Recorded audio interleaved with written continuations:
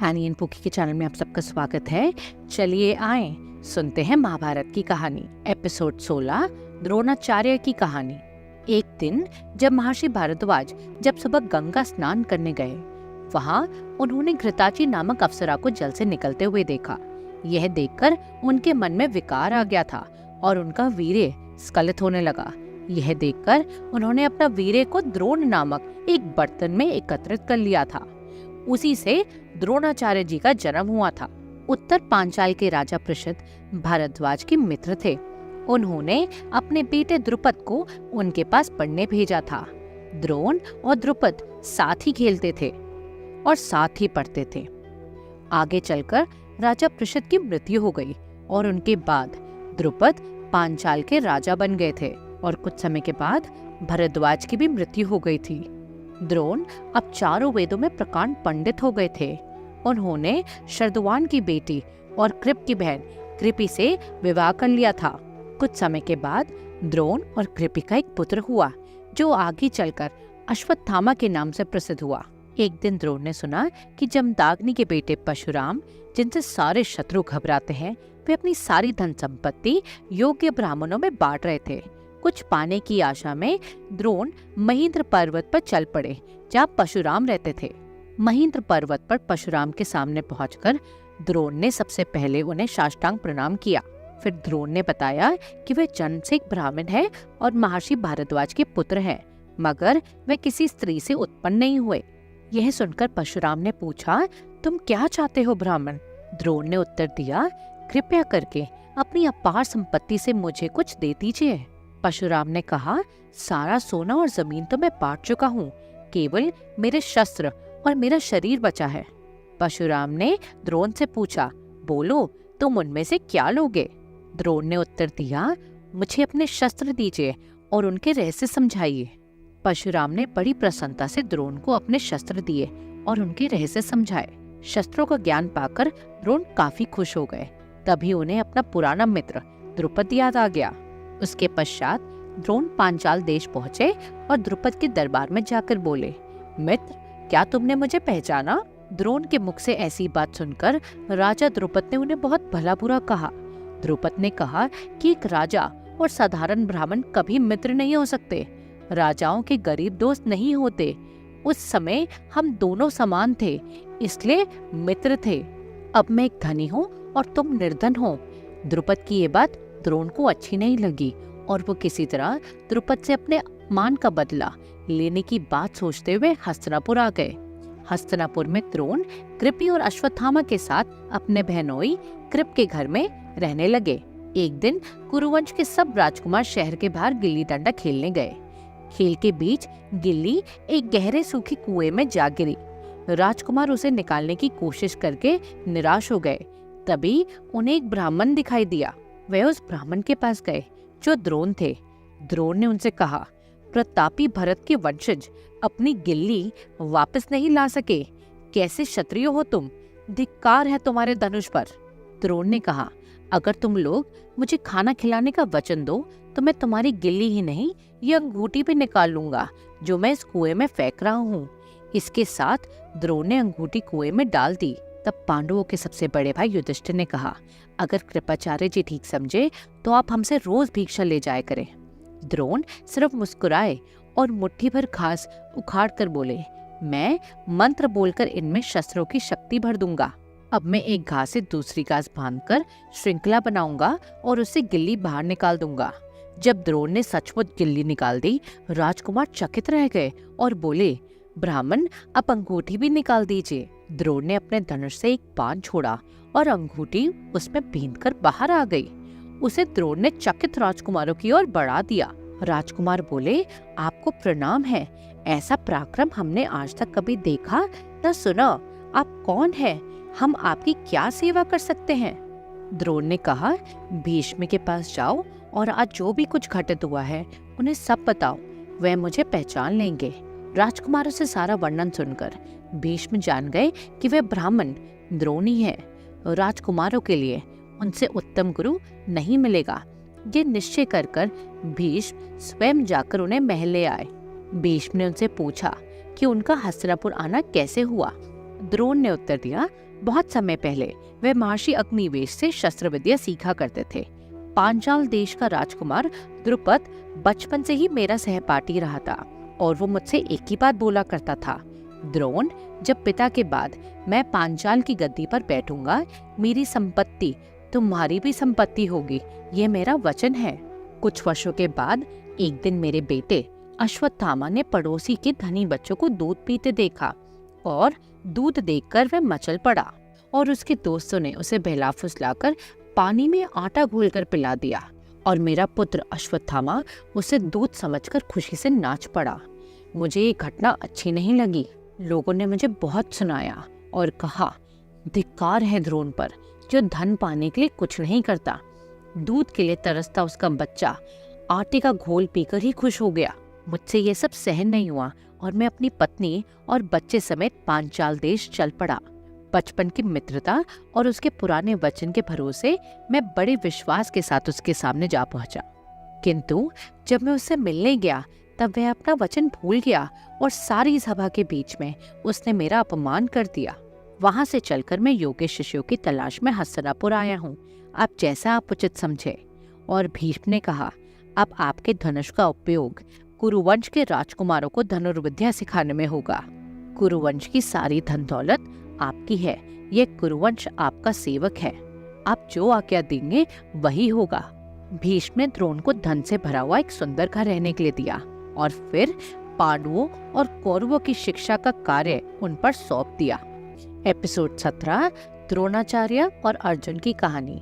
भीष्म के आदेश के अनुसार द्रोणाचार्य ने कौरवों और पांडवों की शिक्षा आरंभ कर दी थी और उनसे कहा, मुझे अपना एक खास उद्देश्य पूरा करवाना है। मुझे वचन दो, जब तुम लोग योद्धा बन जाओगे तुम उसे पूरा करोगे। बाकी सब तो चुप रहे, पर अर्जुन ने बोला, आपका जो भी उद्देश्य है मैं उसे पूरा करूंगा। द्रोण ने आनंद से उसे बाहों में भर लिया। द्रोण ने कौरवों और पांडवों को सारे संसार के रहस्यपूर्ण शस्त्रों और अस्त्रों की शिक्षा दी थी। पड़ोसी राज्यों के राजकुमार तथा सारथी के पौष्य पुत्र कर्ण भी उनसे सीखने आते थे। द्रोणाचार्य कौरवों व पांडवों को शिक्षा दे रहे थे। तब उनका एक नियम था। उसके अनुसार द्रोणाचार्य ने सभी शिष्यों को पानी भरने का एक एक बर्तन दिया था। जो सबसे पहले उस बर्तन में पानी भर लाता, द्रोणाचार्य उसे धनुर्विद्या के गुप्त रहस्य सिखा देते थे। द्रोणाचार्य अपने पुत्र अश्वत्थामा पर विशेष प्रेम था, इसलिए उन्होंने उसे छोटा बर्तन दिया था, जिससे वे सबसे पहले बर्तन में पानी भरकर अपने पिता के पास पहुंच जाता और शस्त्रों के संबंधित गुप्त रहस्य समझ लेता था। अर्जुन ने ये बात समझ ली थी।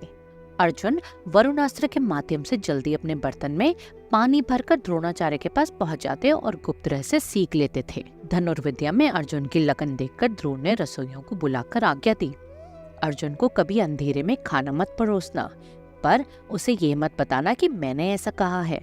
कुछ समय के बाद एक रात अर्जुन खाना खा रहा था कि हवा के झोंके से दिया बुझ गया। अर्जुन ने खाना जारी रखा और आदत के अनुसार उसका हाथ मुंह तक पहुंचता गया। इसी कारण अभ्यास के महत्व पर उसका ध्यान गया। फिर तो उसने रात के अंधेरे में भी धनुर्विद्या का अभ्यास शुरू कर दिया था।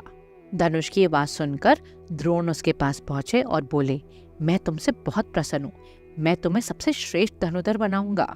इस तरह उन्होंने अर्जुन को पैदल अथवा घोड़े या रथ पर सवार होकर गदा, भाला, तलवार, धनुष आदि विभिन्न हथियारों से युद्ध करना सिखाया। जैसे जैसे अर्जुन का यश फैला, द्रोण के पास दूर दूर से शिष्य आने लगे थे। इन्हीं में से एक था निषादों का राजा का बेटा एकलव्य। कुरुवंश के राजकुमारों की हैसियत और उनके रिवाज का ध्यान रखते हुए द्रोण ने उसे अपना शिष्य नहीं बनाया। इसके बाद भी एकलव्य ने भक्ति से उनके चरणों पर सिर रखकर प्रणाम किया। इसके बाद वह जंगल लौट आया और वहाँ उसने मिट्टी से द्रोण का पुतला बनाया। पुतले को अपना गुरु मानकर वह उसे पूजता और उसके सामने बड़ी श्रद्धा और लगन से धनुर्विद्या का अभ्यास करता। अपनी गुरु भक्ति और लगन के बल से उसने धनुर्विद्या की सभी कलाओं में अद्भुत कौशल प्राप्त कर लिया था। फिर एक दिन सब राजकुमार शिकार खेलने के लिए अपने सैनिकों और कुत्ते के साथ उसी जंगल में जा पहुँचे। कुत्ता घूमते घूमते एकलव्य के पास जा पहुँचा और वहाँ जाके भौंकने लगा। एकलव्य ने 7 तीर फटाफट छोड़कर भौंकते कुत्ते का मुंह भर दिया। तीरों से भरा मुंह लिए कुत्ता भागकर पांडवों के पास जा पहुँचा। आश्चर्य से भरकर राजकुमार जंगल में उस अद्भुत धनुधारी को ढूंढने निकले और वहां उन्हें एक वनवासी अभ्यास करता हुआ मिला। उस व्यक्ति को वह पहचान न सके और बोले, तुम कौन हो? उसने उत्तर दिया और कहा, मैं निषादों का राजा हिरण्यधनु का बेटा हूँ। मैं भी द्रोणाचार्य का शिष्य हूँ और धनुर्विद्या का अभ्यास कर रहा था। पांडवों ने उसके बारे में सब पूछा जाना, फिर जंगल में घटी पूरी घटना द्रोणाचार्य को सुनाई। उन्हें ये सारी बात सोचते हुए एकांत में अपने गुरु से कहा, आपने तो मुझे बोला था कि आप मुझे सबसे श्रेष्ठ योद्धा बनाएंगे, फिर किस तरह ये आपका दूसरा शिष्य मुझसे आगे बढ़ गया? द्रोण ने थोड़ी देर इस बात पे विचार किया और फिर उस जंगल में जा पहुंचे जहां वह निषाद राजकुमार एकलव्य अभ्यास कर रहा था। अपने गुरु को आता देखकर एकलव्य ने आगे बढ़कर उन्हें दंडवत प्रणाम किया। फिर दोनों हाथ जोड़कर उसने पूछा, गुरुजी, आप यहाँ कैसे? हे वीर, अगर तुम सचमुच मेरे शिष्य हो तो मेरी गुरु दक्षिणा भी तो दो। एकलव्य ने उत्तर दिया, मेरे पास ऐसा कुछ भी नहीं है जो मैं अपने महान गुरु को दे सकूं। आप आज्ञा दीजिए, मैं आपके लिए क्या कर सकता हूँ? इस पर द्रोण ने उत्तर दिया, तो अपने दाएं हाथ का अंगूठा मुझे दे दो। द्रोण के ये वचन सुनकर भी एकलव्य ने कुछ नहीं बोला, बल्कि भक्ति भाव से हंसते हंसते उसने दाएं हाथ का अंगूठा काटकर द्रोण को अर्पित कर दिया।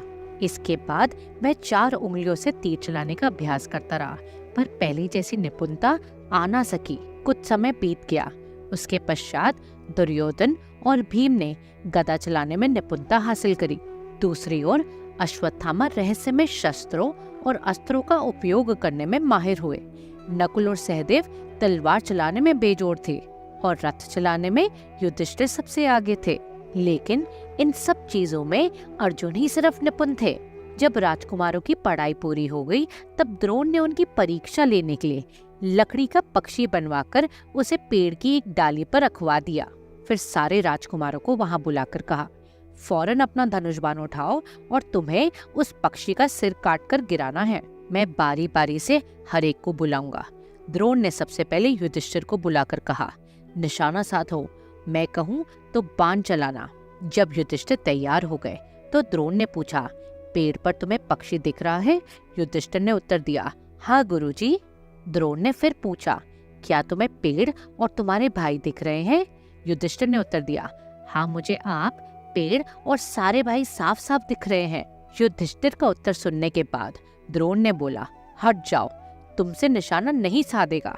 इसके बाद द्रोण ने बारी बारी से दुर्योधन और उसके 99 भाइयों को बुलाया।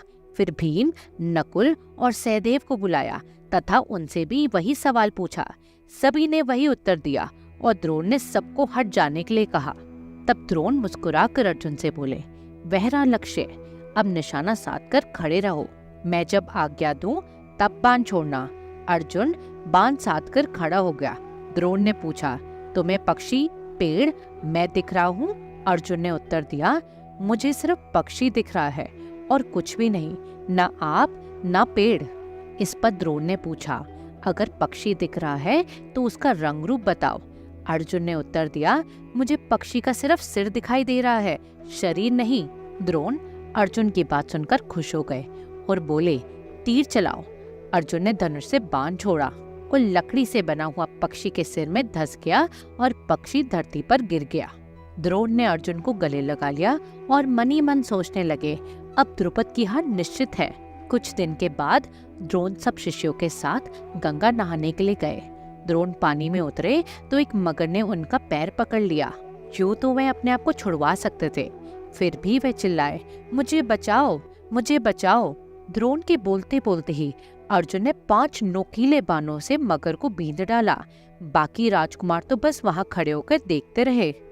द्रोण अत्यंत प्रसन्न भाव से अर्जुन से बोले, लो, मैं तुम्हें सबसे श्रेष्ठ ब्रह्मास्त्र देता हूँ, इसके उपयोग का मंत्र भी। यह अस्त्र तीनों लोकों में बेजोड़ है। इसे ग्रहण करते समय मन और शरीर पर पूरा संयम होना चाहिए। यह किसी मनुष्य पर चलाने के लिए नहीं है। यदि साधारण मनुष्य पर छोड़ दिया तो ये सारे ब्रह्मांड को जला देगा। यदि शत्रु मनुष्य नहीं है, उसे मारने के लिए छोड़ सकते हो। अर्जुन ने द्रोण का धन्यवाद दिया और उस महान अस्त्र को ग्रहण किया और गुरु की उन आज्ञाओं का पालन करने की प्रतिज्ञा करी। द्रोण ने उसे फिर कहा, इस दुनिया में तुम्हारे जैसा कोई और धनुर्धर नहीं होगा, तुम अजयी होगे। एपिसोड 18 कर्ण का प्रवेश। जब पांडवों और कौरवों की शिक्षा समाप्त हो गई थी और वे युद्ध विद्या में पारंगत हो गए थे, तब द्रोण, भीष्म, धृतराष्ट्र और विदुर से मिलने गए। द्रोण ने उनसे पूरी सभा में कहा, अब राजकुमारों की शिक्षा पूर्ण हो गई है। अब यदि आपकी अनुमति हो तो वे अपना शस्त्र और कौशल प्रदर्शित करें। इस समाचार को सुनके धृतराष्ट्र बहुत प्रसन्न हुए और बोले, आचार्य, आपने बहुत अच्छा काम किया है। अब आप ही निर्णय करें कि कब और कहाँ प्रतियोगिता होगी। मुझे तो सिर्फ एक ही बात का है, मैं अपने बच्चों को देख ना सकूंगा क्योंकि मैं अंधा जो हूँ। धृतराष्ट्र ने विदुर से कहा, द्रोण के अनुसार सारी तैयारियां करवाओ। द्रोण ने उपयुक्त भूमि चुनकर उसकी सीमाएं तय करी और शुभ मुहूर्त पे भूमि पूजन करवाया और सबके बैठने के लिए मंडप लगवाए। प्रतियोगिता के दिन समय पर भीष्म, विदुर, धृतराष्ट्र, गांधारी, कुंती और सभी हस्तिनापुर के लोग वहां पधारे। उस दिन काफी भीड़ इकट्ठा हुई और तब श्वेत वस्त्र पहने द्रोण अपने पुत्र अश्वत्थामा के साथ पधारे। जब मंगल कार्य संपन्न हुआ तब सब सेवकों ने अनेक प्रकार के शस्त्रों के साथ में वहां प्रवेश किया। इसके बाद युधिष्ठिर के पीछे बलवान राजकुमारों ने अपनी आयु के क्रम से प्रवेश किया। बारी बारी से उन्होंने घुड़सवारी से अपना कौशल दिखाया और अपने बाणों से लक्ष्य भी दे। ये सब देखकर दर्शकों को तो बहुत आनंद आ रहा था और वो पीछे से चिल्ला रहे थे, वाह क्या कहना, बहुत बढ़िया। हाथों में तलवार लिए राजकुमारों ने बलशाली शरीर, मजबूत पकड़ और चपल गति का मनमोहक परिचय दिया। फिर प्रतियोगिता में उतरे भीम और दुर्योधन, जिनमें हमेशा लड़ाई रहती थी। कभी दाएं तो कभी बाएं और कभी गोल चक्कर में घूमते हुए वे क्रोधित हाथियों की भांति आपस में जूझते रहे। उनकी प्रत्येक चाल के बारे में विदुर धृतराष्ट्र को बताते और कुंती गांधारी को। दर्शक दुर्योधन या भीम के पक्ष में बट गई थी और उनकी वाहवाही कर रही थी। द्रोण ने स्थिति की गंभीरता को समझा और अपने बेटे अश्वत्थामा से कहा, दोनों को जाके रोको। अश्वत्थामा जल्दी रंगभूमि में उतरा और उसने दोनों वीरों को रोका। उसके पश्चात द्रोण स्वयं रंगभूमि में आए, गाजे बाजे बंद करने का इशारा किया और गंभीर आवाज में बोले, अब आप लोग जिसका कर्तव्य देखेंगे वह है अर्जुन, जो मुझे अपने बेटे से भी बढ़कर है। वह इंद्र का पुत्र है और अस्त्र विद्या में सबसे निपुण है। वह विष्णु के समान पराक्रमी है। अर्जुन जैसे ही रंगभूमि में आया, उसने सबसे पहले देवताओं को नमन किया। अर्जुन के आते ही सबने हल्ला गुल्ला करना शुरू कर दिया। धृतराष्ट्र ने पूछा, ये कैसा शोर हो रहा है? विदुर ने बताया पांडुपुत्र अर्जुन अब अखाड़े में उतरा है। भीड़ की उत्तेजना शांत होने के बाद अर्जुन ने गुरु के समक्ष अपने शस्त्र विद्या का प्रदर्शन करना शुरू किया। जैसे अग्नि अस्त्र से उसने आग सुलगाई, वरुणा अस्त्र छोड़कर पानी का फुवारा पैदा किया, भूमा अस्त्र से वह पृथ्वी में विलीन हो गया, पर्वत अस्त्र से उसने पहाड़ खड़ा कर दिया, और तो और अपनी शस्त्र विद्या की वजह से कभी वह ताड़ सा लंबा हो गया और अगले ही क्षण बोना। जब सारे कर्तव्य समाप्त होने लगे थे, दर्शकों का उल्लास खत्म हो चला था, गाजे बाजे बंद हो रहे थे। उसी समय एक तेज आवाज आई, जैसे आकाश से बिजली कड़की हो। लोगों को लगा कोई पहाड़ फट गया है या धरती फट गई है या कि घटाओं की टकराहट से गगन गूंज उठा है। फिर सारे दर्शकों की दृष्टि फाटक की ओर घूम गई। इस बीच पांचों पांडव द्रोण के निकट जा खड़े हुए और कौरव एवं अश्वत्थामा दुर्योधन के समीप। तभी कर्ण ने प्रवेश किया। सब उसको देखकर हैरान हो गए, क्योंकि वह जन्म से ही कवच और कुंडलों के साथ में पैदा हुआ था। कर्ण रंगभूमि में ऐसे प्रवेश हुआ जैसे कोई विशाल पर्वत चला आ रहा हो। किसी को पता नहीं कि कर्ण सूर्य भगवान और कुंती का तेजस्वी पुत्र है। रंगभूमि में आते ही कर्ण ने द्रोण और कृप को नमस्कार किया और इस बात से अनजान कि अर्जुन उसका भाई है, सूर्यपुत्र कर्ण ने कड़कड़ाती हुई आवाज में उससे कहा, ए अर्जुन, अपनी कर्तव्यों से इतना खुश मत हो। ये सभी कर्तव्य तुमसे अधिक अच्छा करके मैं दिखा सकता हूँ। यह बात सुनते ही दुर्योधन को मन में बहुत खुशी हुई और अर्जुन को बहुत क्रोध आया। फिर द्रोण की अनुमति लेकर कर्ण ने वे सभी कर्तव्य दिखाए जो अर्जुन ने किए थे। कर्तव्य पूरे होने के बाद दुर्योधन ने बड़े आनंद से कर्ण को अपनी बाहों में भर लिया और बोला, हे महान योद्धा, तुम्हारा स्वागत है। आज से हम दोनों मित्र हैं और ये कुरुओं का राज्य तुम्हारा भी है। कर्ण ने उत्तर दिया, तुम्हारा स्नेह और अर्जुन के साथ मुठभेड़, इन्हीं दो चीजों की मुझे कामना है। इस पर दुर्योधन ने बोला, आज से तुम मेरे साथ समस्त सुखों का उपभोग करोगे, हमारे बीच होकर रहोगे। घोर अपमान अनुभव करते हुए अर्जुन ने कर्ण को द्वंद्व युद्ध के लिए ललकारा। एपिसोड 19 कर्ण का आगमन पार्ट 2। जब अर्जुन ने कर्ण को द्वंद्व युद्ध के लिए ललकारा तो उसने उत्तर दिया, बोल कर लड़ना तो निर्बलों का काम है, बाणों से लड़के दिखाओ तो मैं मानूंगा। तुम्हारे गुरु द्रोणाचार्य के सामने मैं तुम्हारा सिर उड़ा सकता हूँ। ये सब सुनने के बाद अर्जुन ने द्रोणाचार्य से आशीर्वाद लिया और अपने भाइयों को गले लगाया। उसके बाद वह द्वंद्व युद्ध के लिए आगे बढ़ा। कर्ण ने भी अपना धनुष उठा लिया। उसी समय आकाश में काली घटाएं छा गई, बिजली कड़कने लगी, इंद्रधनुष निकल आया और देवराज इंद्र अपने बेटे को झांक कर देखने लगे। यह दृश्य देखकर सूर्य भगवान ने कर्ण के सिर पर बादल हटा दिए और अपनी किरणों से नहला दिया, जबकि अर्जुन बादलों की छाव में खड़ा हुआ था। कर्ण के पक्ष में दुर्योधन और उसके भाई थे और दूसरी ओर द्रोण, कृप और भीष्म अर्जुन के पक्ष में थे। दर्शन दो भागों में बट गए थे, कुछ अर्जुन की तरफ थे, कुछ कर्ण की तरफ। दूसरी ओर कुंती कर्ण के कवच और कुंडल देके बेहोश हो गई। विदुर ने दासियों की सहायता से जल छिड़ककर उसकी बेहोशी दूर करी। होश में आने के बाद कुंती ने आपस में लड़ने को उतावले दोनों बेटों को देखकर व्याकुल हो उठी। उसी समय द्वंद्व युद्ध के नियमों के जानकार कृप ने धनुष बाण लेकर दोनों तैयार खड़े पक्ष के योद्धाओं पर हिष्टपात करके कर्ण से कहा, यह कुरुवंश में जन्मा अर्जुन है, पांडु और कुंती का तीसरा पुत्र। यह तुमसे द्वंद्व युद्ध करने को तैयार है, किंतु पहले तुम ये बताओ कि तुम किस राजवंश के हो और तुम्हारे माता पिता कौन हैं। तब अर्जुन ये तय करेगा कि वह तुम्हारे साथ लड़ेगा या नहीं, क्योंकि राजा कभी निचले वंश के लोगों के साथ युद्ध नहीं करते। कृप की ये बातें सुनकर कर्ण उदास हो गया, जैसे कमल बारिश में मुरझा जाता है। तभी दुर्योधन चिल्लाया, मैंने तो सुना है जो कुलीन हो, जो पराक्रमी हो, जो सेनापति हो, वह राज्य की कामना करने के अधिकारी होते हैं।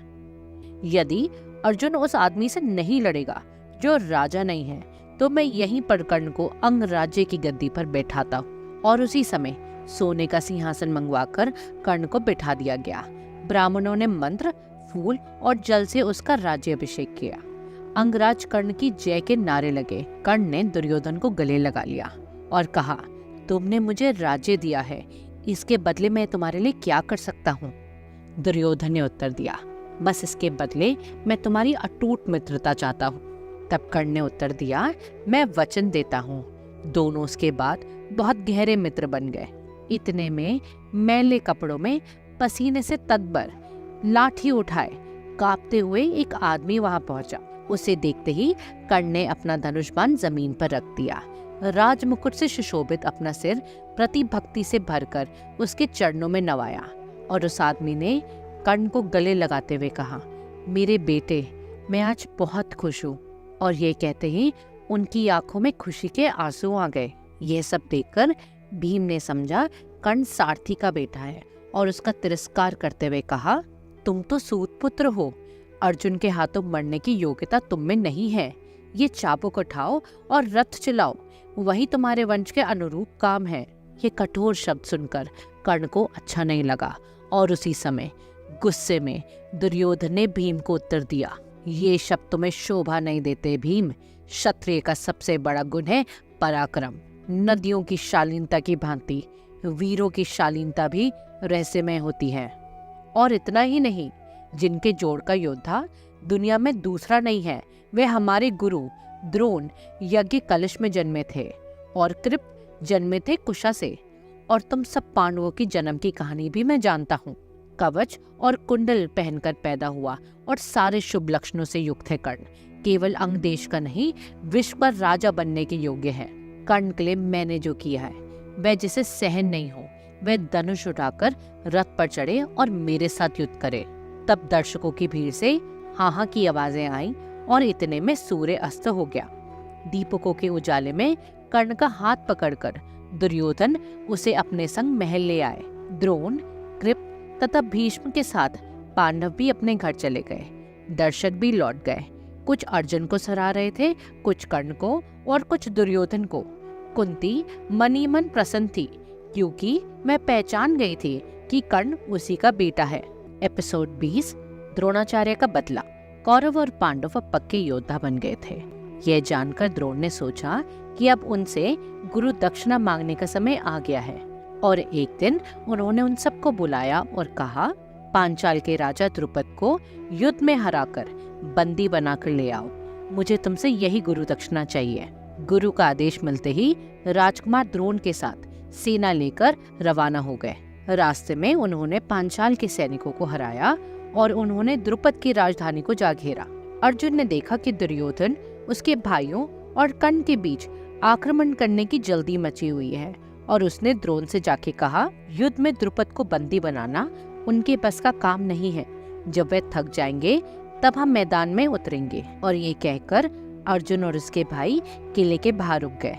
बाकी राजकुमार घोड़सवारों के पीछे अपना रथ उड़ाते हुए शहर में घुस आए और सीधे राजमहल की ओर बढ़ गए। उधर द्रुपद कोलाहल सुनकर और शत्रुओं को आता देखकर अपने भाइयों के संग महल से निकल पड़ा और अपने रथ पर चढ़कर उसने कौरवों पर बाण छोड़े। उन बाणों की वजह से दुर्योधन और उसके भाई ने भी द्रुपद पर तीर छोड़े। महारथी द्रुपद घायल तो हुए पर उन्होंने करारा जवाब भी दिया और युद्ध भूमि में घूम घूम कर उन्होंने दुर्योधन, कर्ण और अन्य राजकुमारों को बाणों से ढक दिया। अकेले होते हुए भी द्रुपद इतनी तेजी से बाण बरसा रहे थे कि कौरवों के मन में उनका डर बैठ गया। उन्हें ऐसा लगा जैसे एक नहीं अनेक द्रुपद झूम रहे हों। दुर्योधन और उसके भाई वहां से अपनी जान बचाते हुए पांडवों के पास जा पहुंचे। उनकी बातें सुनकर पांडवों ने द्रोण के चरण छुए, फिर रथों पर सवार हुए। युधिष्ठिर को युद्ध से अलग रखते हुए अर्जुन ने नकुल और सहदेव को अपने रथ के पहियों की रक्षा का भार सौंपा और भीम को गदा से युद्ध करने के लिए कहा। इस तरह अपने भाइयों के साथ मिलकर अर्जुन ने शत्रु पर आक्रमण किया और उसकी रथ की आवाज से गगन गूंज उठा। अर्जुन अपने गुरु को प्रसन्न करने के लिए लगातार बाणों की वर्षा करता रहा। सिंहों की भांति गरजते हुए पांचाल सब ओर से अर्जुन पर टूट पड़े, लेकिन उसके बाणों ने उनका गरजना हमेशा के लिए बंद कर दिया। अर्जुन इतनी तेजी से निशाना साध रहा था कि पता ही नहीं चल रहा था कि वे कब तीर छोड़ रहा है। और उसी क्षण राजा द्रुपद अर्जुन की तरफ तेजी से बढ़े और उन्होंने अर्जुन को बाणों से ढक दिया, लेकिन पांडुपुत्र अर्जुन ने उसका धनुष और ध्वज स्तंभ दोनों एक साथ तोड़ डाला और उसके बाद तीरों से उसके घोड़ों और सारथी को घायल कर दिया। और उसके पश्चात अर्जुन ने अपनी तलवार से उन पर हमला कर दिया और अंत में अर्जुन ने राजा द्रुपद को अपना बंदी बना लिया। यह देख पांचाल सेना भाग निकली। इस तरह सबसे अपनी शक्ति का सिक्का मनवाकर अर्जुन ने जीत हासिल करी। अर्जुन के भाइयों ने राजा द्रुपद की सैनिकों का संहार शुरू कर दिया। तब अर्जुन ने उनको रोकते हुए कहा, पराक्रमी राजा द्रुपद कुरुवंश के रिश्ते में है, इसलिए भीम उनके सैनिकों को मत मारो। चलो अब गुरुजी की दक्षिणा चुकाएं। अर्जुन के कहने पर भीम ने अपने हाथ रोक लिए। अब पांडवों ने बंदी द्रुपद को द्रोण के हवाले कर दिया। द्रोण ने बंदी द्रुपद को देखा और उसके पिछले घमंड को याद करते हुए कहा, मैंने तुम्हारे राज्य और राजधानी को उजाड़ा है। तुम्हारे प्राण और तुम्हारे शत्रु की कृपा पर निर्भर है। बोलो, अब क्या तुम्हें मेरी मित्रता चाहिए? हम ब्राह्मण क्षमाशील होते हैं।